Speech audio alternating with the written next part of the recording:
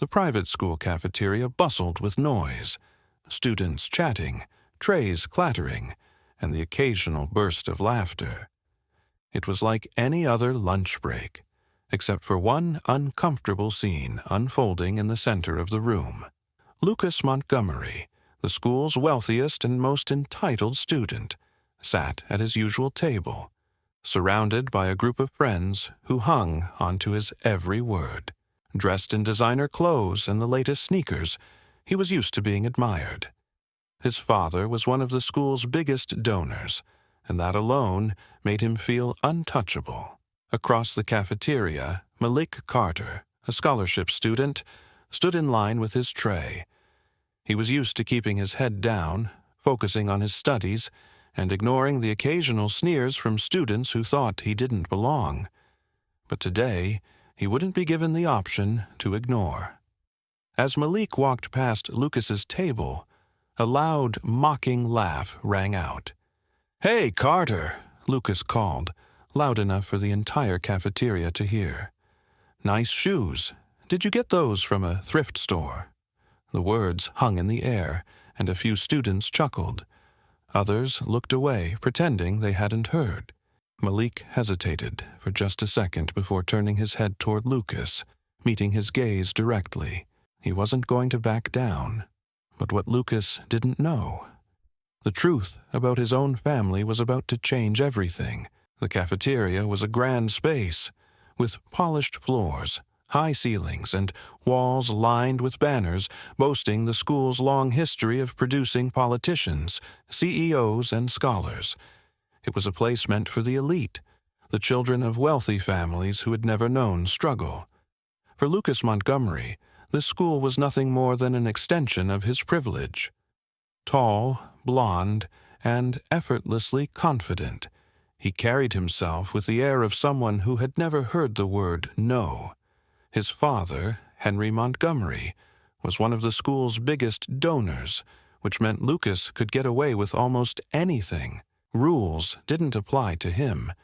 He lived in a world of wealth, luxury cars, and private vacations, a world where people like Malik Carter didn't belong. Malik, on the other hand, was the opposite of everything Lucas represented. 16 years old, sharp-minded, and determined, he had earned his place at the prestigious school through a full academic scholarship. His mother, Angela Carter, worked 2 jobs to make sure he had everything he needed, even if it meant long nights and exhaustion. Unlike Lucas, Malik wasn't admired for his wealth. He was respected for his intelligence. Teachers praised him, and even some of Lucas's so-called friends admired Malik's ability to outshine the rich kids in academics. But to Lucas, that only made Malik a target. The cafeteria, as grand as it was, held an invisible divide. The wealthiest students occupied the best seats, the ones near the windows overlooking the sports fields. The scholarship students, though not openly banned, were subtly excluded from those circles. As Malik stood by the lunch line, he could feel eyes on him. He wasn't sure if it was pity, amusement, or just curiosity, but he was used to it. He had learned a long time ago that being the poor kid in a rich school meant always being watched. He took his tray and began walking toward his usual table near the back. But Lucas wasn't about to let him go that easily. "Hey, Carter," Lucas called out again, a slow grin spreading across his face. His voice dripped with mockery. Malik exhaled sharply and turned. He knew what was coming. Lucas leaned back in his chair, arms crossed. "I'm just curious," he said, loud enough for the whole cafeteria to hear.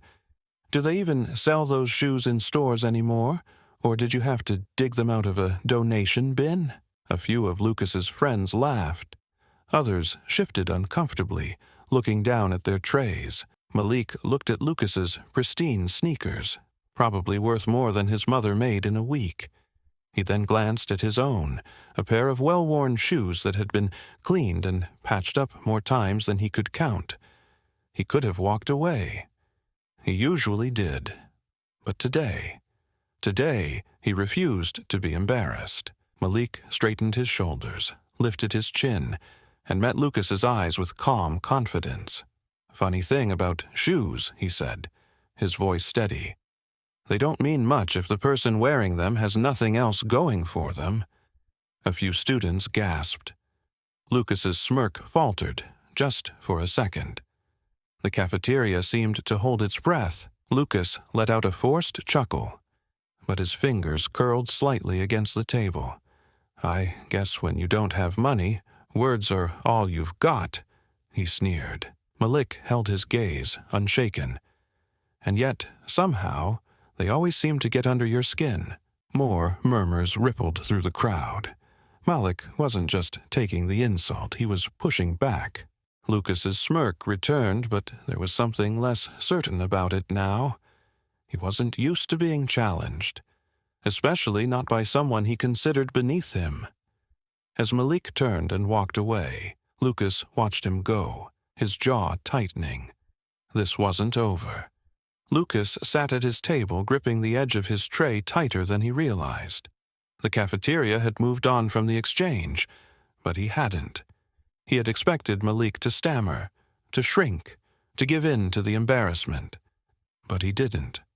Instead, Malik had pushed back. And worst of all, people had noticed. Lucas's closest friends tried to brush it off. "Forget it, man," one of them muttered. "He's just another broke kid who doesn't know his place." That wasn't enough for Lucas. He had spent years being the center of attention, the one people admired. He had mocked plenty of students before, and it had always ended the same way. They either laughed along or became invisible. But Malik? Malik had the eye and made him feel small, and that was something Lucas couldn't accept. Across the cafeteria, Malik sat down at his usual table in the far corner, taking a deep breath. His heart was still pounding. He wasn't afraid of Lucas, but he also wasn't naive. He had spent his whole life around people like Lucas, rich, entitled, convinced that the world revolved around them. People who assumed their money made them better, that they deserved more just because they had more. But Malik also knew something Lucas didn't. Money doesn't make a person powerful. Character does. He focused on his lunch, trying to shake off the attention, but his best friend Marcus nudged him. "That was bold," Marcus muttered. Malik shrugged. It was the truth. Yeah, well, truth doesn't always sit well with guys like... Malik glanced toward Lucas's table. Lucas was still staring at him. This wasn't over. The next period, Malik was at his locker pulling out his textbooks when he heard the familiar voice behind him. "You've got a big mouth, Carter." Malik turned just in time for Lucas to shove his shoulder, forcing him to step back. A few students in the hallway stopped to watch. No one intervened. No one ever did when it was Lucas. Malik refusing to react. "You have a problem, Montgomery?" Lucas crossed his arms. "Yeah, I do. You embarrassed me in front of the whole cafeteria." Malik raised an eyebrow. "No, you embarrassed yourself. I just pointed it out." Lucas's jaw tightened. "I could make your life here miserable, you know that." Malik let out a short laugh. "You already try every day, and guess what? I'm still here." For the first time, Lucas had no comeback. Malik grabbed his books and turned to leave, but Lucas called after him. "You think, just because you got a scholarship, you belong here." His voice dripped with venom. Malik stopping. "I bet the only reason you got in," Lucas continued, "was because the school needed some diversity points." Malik clenched his jaw, his grip tightening around his books. He had heard things like that before, but this time something inside him snapped. He turned back, stepping closer. Lucas didn't flinch, but he also didn't smirk this time. "You think everything's about money," Malik said, his voice low but steady. "You think, because your dad writes a check, it makes you better than me?" Lucas held his glare, but he wasn't as sure of himself anymore. "You're not better than me," Malik continued. "You just have more things." Lucas forced a laugh. "Yeah? And I'll keep having more things. And you'll keep being nothing," Malik interrupted. He shook his head. "You don't even know who you are." Lucas frowned. "What's that supposed to mean?" Malik shrugged. "Guess you'll find out soon enough." Lucas scowled, but for the first time he looked unsure. Malik away, leaving Lucas standing in the hallway, fists clenched, jaw tight. He didn't understand what Malik meant, but he would, and when he did, it would change everything. Lucas sat in the back seat of his father's luxury car, arms crossed, jaw tight. The afternoon sun streamed through the tinted windows, casting shadows across his face. His father, Henry Montgomery, sat beside him, flipping through emails on his phone as their driver maneuvered through the city. Lucas had barely spoken since leaving school. His mind was still on what Malik had said. "You don't even know who you are." At first, dismissed it as just another weak attempt at an insult.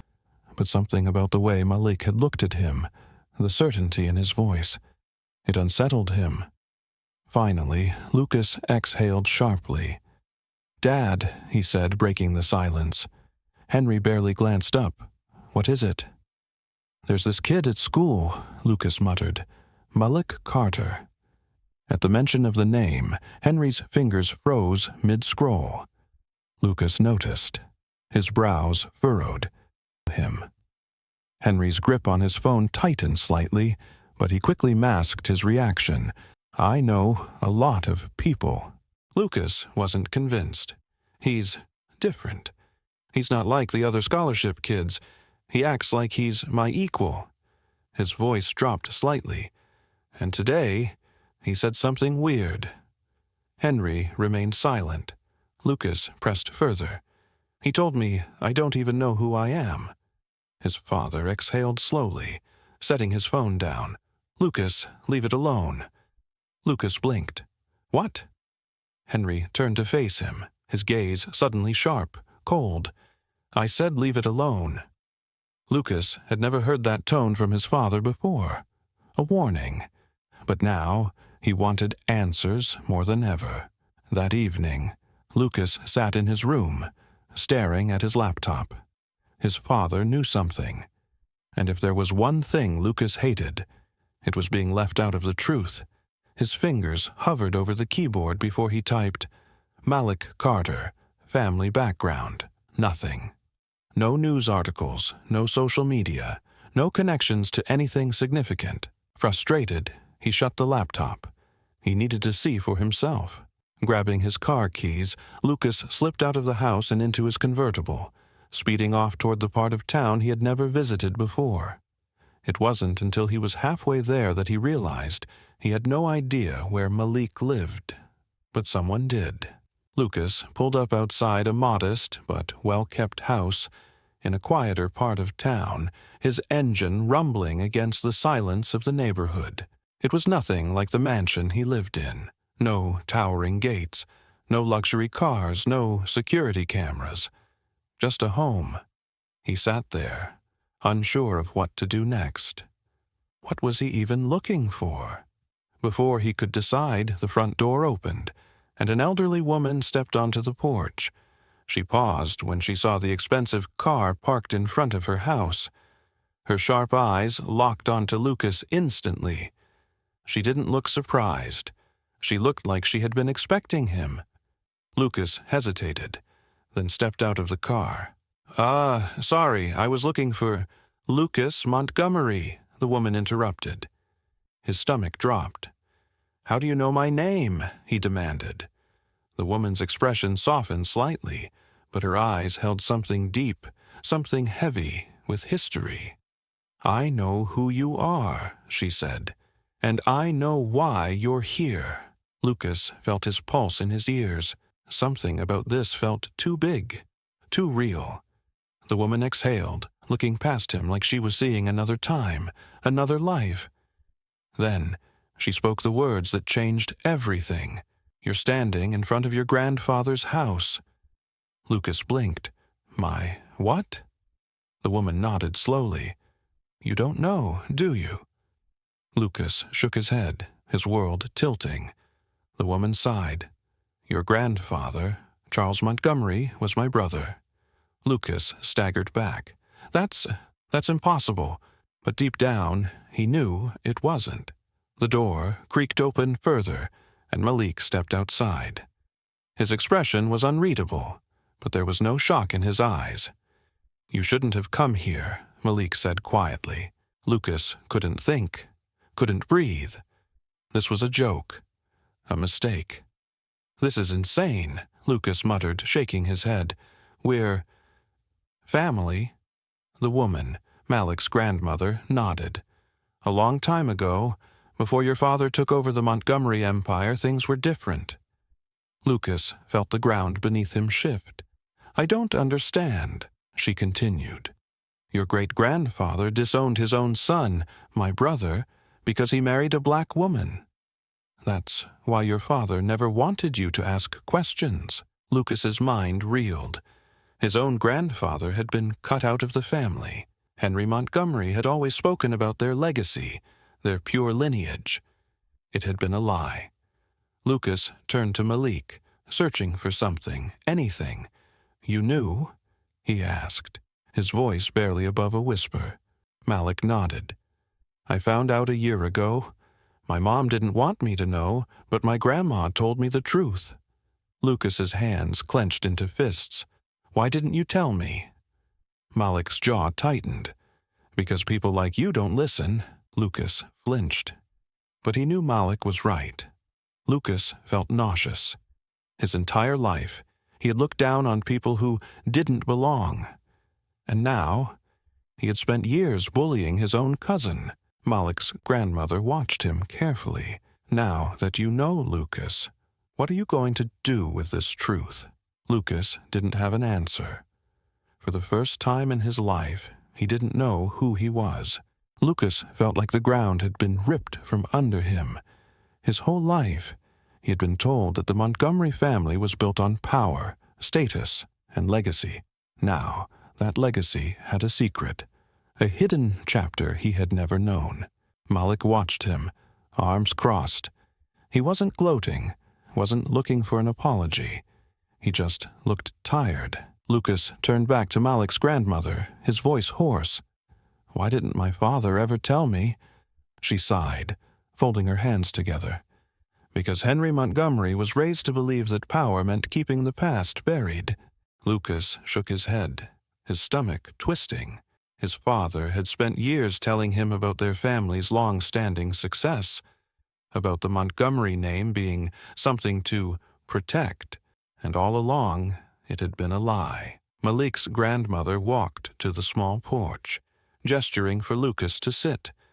For the first time in his life, he hesitated before taking a seat. She took a deep breath. "Your grandfather, Charles Montgomery, was nothing like your father. He was kind. He believed in fairness.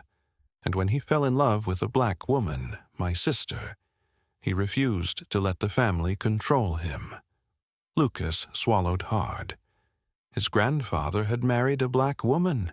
That didn't fit into anything he had been told about his family. Malik sat next to his grandmother, listening quietly. He had heard this story before, but watching Lucas struggle with it was something new. "He fought for his marriage," she continued. "But your great-grandfather, Henry's father, gave him a choice. Stay in the family and inherit wealth, or choose love and be erased from the Montgomery name." Lucas felt his chest tighten. He knew what his father had chosen. "And he picked the money," Lucas muttered. His grandmother nodded. "Your father was raised in a world that taught him that legacy was more important than love. He grew up learning that people like us," she gestured toward Malik, "were not equal. And now you see where that thinking has brought you." Lucas looked at Malik, his throat dry. He had spent years mocking Malik, treating him like he didn't belong. But Malik belonged more than he ever did. The quiet of the moment shattered when the deep rumble of an expensive car engine filled the street.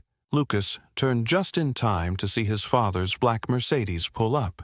The car door swung open, and Henry Montgomery stepped out, his face unreadable. Lucas's pulse pounded in his ears.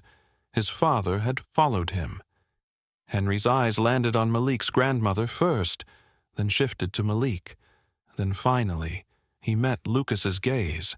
"Get in the car," Henry said, his voice controlled but sharp. Lucas didn't move. Henry's eyes darkened. Now! For the first time in his life, Lucas wasn't afraid of his father. Instead, he was angry. "You lied to me," Lucas said, his voice shaking. "You made me believe our family was something it's not." Henry's jaw tensed. "What do you think you're doing here, Lucas?" "Learning the truth," he shot back. Henry's gaze flickered to Malik's grandmother. "This was settled a long time ago. I told you to leave the past where it belongs." She straightened. "And I told you, Henry, that the past never stays buried." Lucas turned to Malik.